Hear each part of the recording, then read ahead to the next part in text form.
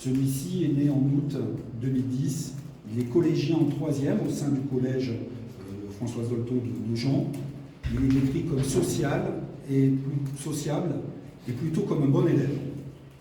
Intégré à la vie de son établissement, il est d'ailleurs référent anti-harcèlement depuis plusieurs années.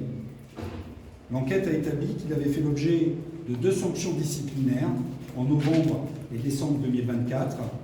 Une pour avoir porté des coups de poing à un camarade de classe, une autre pour avoir frappé un élève de 6e.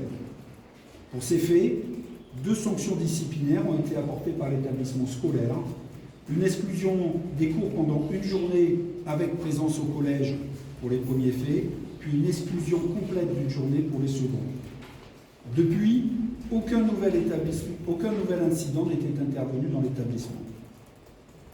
En garde à vue, l'intéressé se montre détaché, tant au regard de la gravité des faits reprochés que des conséquences vis-à-vis de lui-même. Il ne manifeste au demeurant aucun signe évoquant un possible trouble mental. Il reconnaît être l'auteur du passage à l'acte, mais il ne l'explique pas véritablement. Il n'exprime pas de regret, ni aucune compassion pour les victimes. Il fait part d'une certaine fascination pour la violence et la mort, ainsi que pour les personnages les plus sombres des films ou des séries télévisées.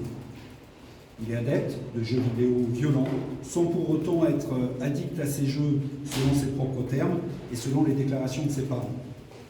Il utilise peu les réseaux sociaux. D'une manière générale, ce jeune homme apparaît en perte de repère quant à la valeur de la vie humaine, à laquelle il ne semble pas attacher une importance particulière.